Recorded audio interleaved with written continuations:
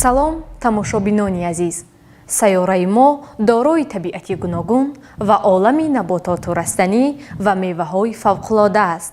Новобаста дар кадом як қитъаи олам ки набошад, вобаста аз маҳал ва ҷойгиршавии иқлими сайёра, табиат, хоку об, дарахтону растаниҳо ва меваҳои гуногуни худро дорад.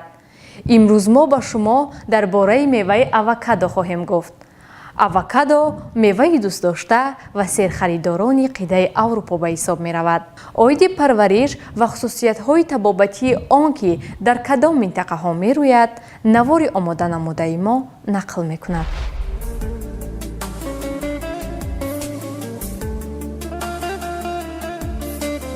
меваҳо як ҷузъи идомабахши ҳаёти инсонӣ буда, дар пурра намудани витаминҳо дар организм нақши асоснок доранд. аз ин рӯ одамон низ дар навбати худ дар интихоби меваҳо аз рӯи таъмашон доимо дар ҷустуҷӯянд.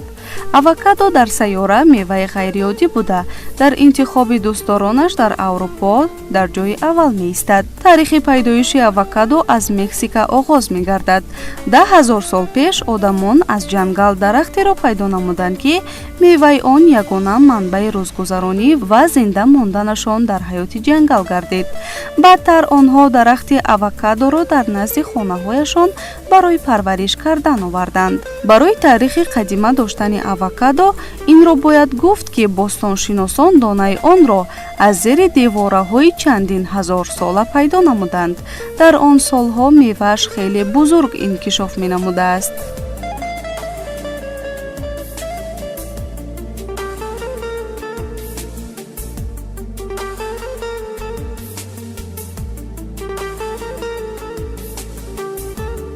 авокадо дарахти серҳосили мевадиҳанда буда, ба дарахтони ҳамешасабз дохил мешавад. аслан аз рӯи ранг ва намуд ин мева ба нок хеле монанд аст.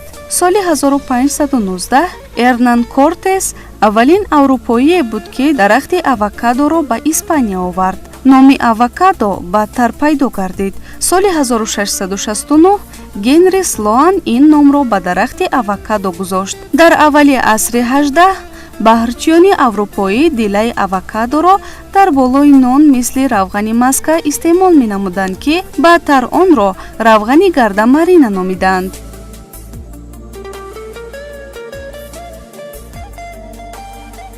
дар парвариши авокадо бештар хоҷагидорони изроилӣ пешсафанд. ин мамлакат аз рӯи содироти ин мева дар ҷаҳон ватани дуюми онро касб намуданд.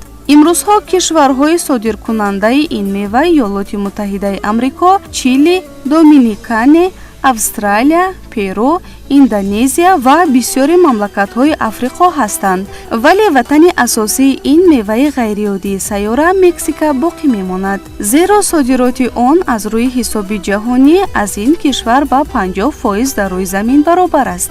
як штати Мексика дар як сол миллион тонна меваи авокадо содирот менамояд. инчунин майдонҳо ва боғҳои ин мева ба 500 000 гектар мерасад. дар табиат баландии ин дарахт ба 20 метр мешавад. дар майдонҳои кушод ҳосилнокияш дучанд гардида, шамолу гармии зиёд ба он таъсири манфӣ мерасонад.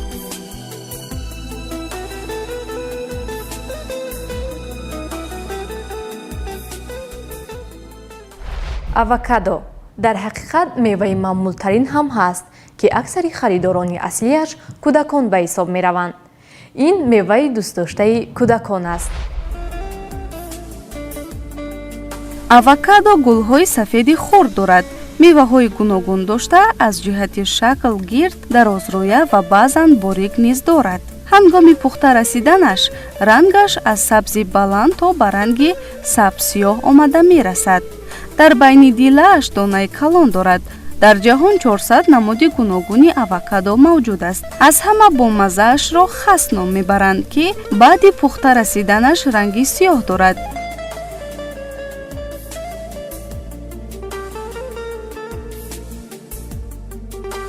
ин номро ба ин навъи мева аз рӯи насаби як марди хаткашоне ки дар замини хонааш дарахти номаълуми худрӯй мерӯяд, номашро намедонад ва онро хас гузоштаанд. авокадоро аз дона мешинонанд, баъди 2 сол мева медиҳад, вале ҳосили хуб гирифтани он баъди 5-7 солагӣ сар мешавад. инчунин пайванд кардани ин дарахтро боғбонон хуб омӯхтаанд. барои хуб нашъунамо кардани он равшанӣ нақши бузург дорад.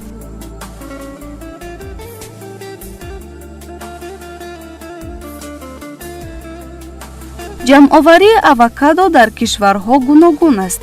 барои осеб надидани он дар вақти ҷамъоварӣ меҳнати хеле зиёд лозим аст. дар Изроил ин меваро аз май то моҳи август ҷамъоварӣ менамоянд. ҷамъоварии он дастӣ анҷом дода мешавад. ҳосилнокии он аз як дарахт ба 200 килограмм мерасад. онро дар ҳолати нимхом ҷамъоварӣ менамоянд то мевааш осеб камтар бинад. баъди ҷамъоварӣ меваҳоро аз сифат ба 3 гурӯҳ ҷудо мекунанд. ҳосили ҷамъоваришударо ба фабрикаҳо барои коркард мефиристонанд.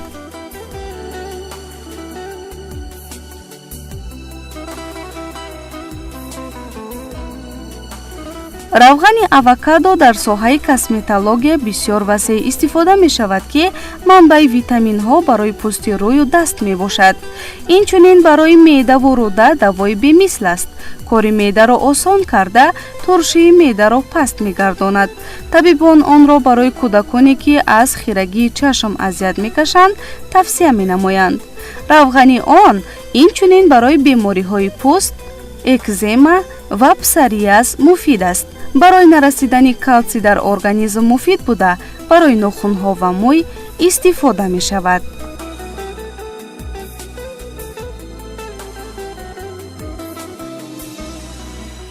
меваи дигаре ки айни замон дар борааш нақл мекунем, дар кишвари чин ҳазорсолаҳост ки парвариш карда мешавад.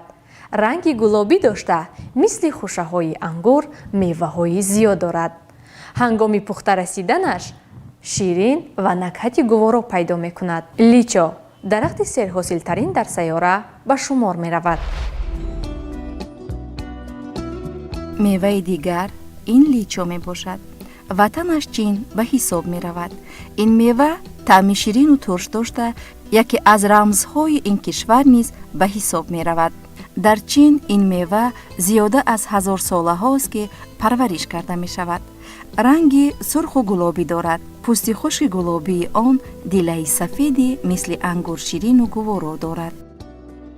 бесабаб нест ки дар чини қадим онро чашми аждаҳо низ меномиданд. баъзеҳо онро ангури чинӣ ҳам ном мебаранд ки дар ҳақиқат ба он хеле шабоҳат дорад.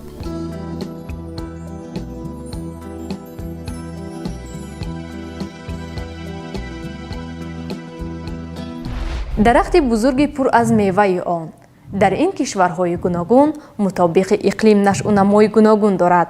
баландии он ба 15-20 метр расида ҳосили фаровонаш диққати ҳар як бинандаро ба худ ҷалб менамояд. дар қисмати ҷанубии чин зиёд парвариш карда мешавад. инчунин ватани дигари личо ветнам мегӯянд. ин анбӯҳи фурӯшандагон ва тоҷирони ин мева дар ветнам аст. личо меваи серҳосили донакдор буда дилаи сафеди бомазза бо таъми ангур ва қулфи найро дорад.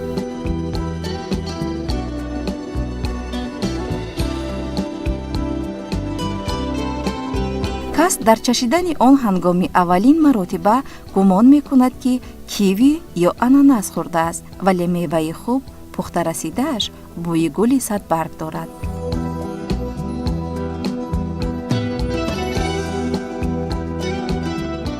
личо меваи серҳосили донакдор буда дилаи сафеди бомазза бо таъми ангур ва қулфи найро дорад.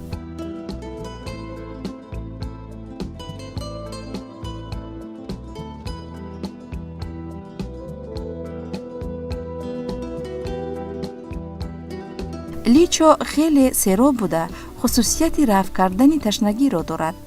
таркиби онҳо моеъи хубе доранд. барои ба эътидол овардани кори меъда созгор аст. дарахти личо сарсабз буда ба оилаи ҷафсгулҳо дохил мешавад. ин дарахт дар вақти ҳосилбандӣ ва гулпӯш гардиданаш хеле зебо ва накҳати гуворо дорад.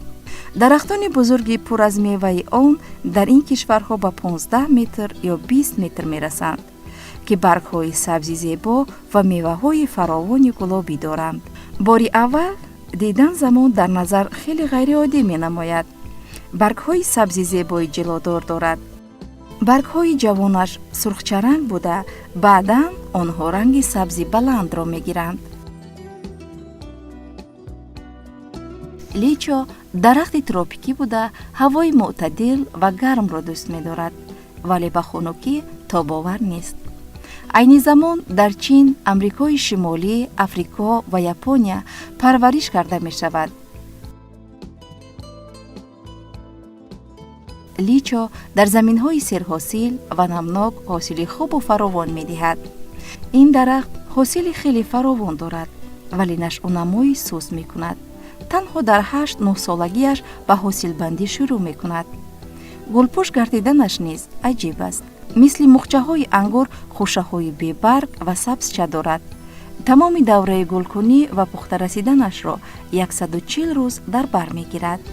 баъди он давоми 1 моҳ ҷамъоварии ҳосили фаровони он фаро мерасад. меваи личоро дастӣ бодумчаҳо ё хушаҳояш ҷамъоварӣ менамоянд, зеро бехуша баъди ҷамъоварӣ зуд намуди зоҳираш тағйир меёбад ва мевааш осеб мебинад. ҳосилнокии он вобаста ба макони парваришаш аз як дарахт ба 120 то 130 килограмм мерасад. хушаҳои сермеваи ин дарахт хеле зебо ба назар мерасанд. личоро аз пӯсташ ҷудо карда истифода бурдан мумкин. пӯсти он сахти хушк буда ғайриистеъмол аст.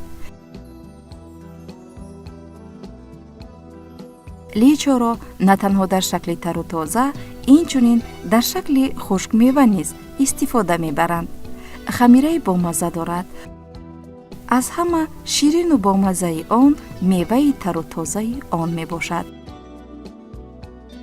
барои бештар нигоҳ доштани он дар яхдон, личоро аввал дар намакоб тар карда, баъди 20 дақиқа хушконида ва баъдан дар халтаҳои полиэтиленӣ гирифта ба яхдон мегузоранд. шаҳр дода мешавад ки аз ҳама истифодаи фоиданоки он меваи тару тозааш мебошад.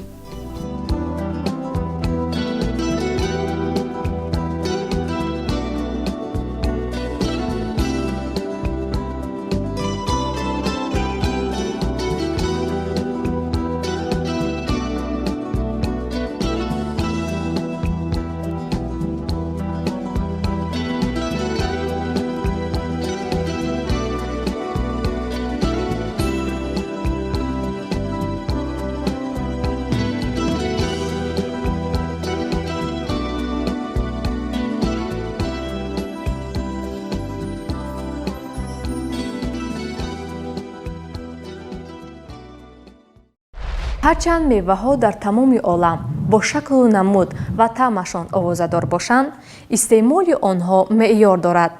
дар ин радиф ҷои таъкид аст ки меваҳои шаҳдбору лазизи тоҷикистон дар олам шӯҳратёру камназиранд ва истеъмоли онҳо ба саломатии инсон манфиати ниҳоят калон дорад. ин ҷо расидем ба анҷоми барнома. бароятон саломатӣ ва рӯзгори хушу босаодатро таманно дорем. хайр, то боздид.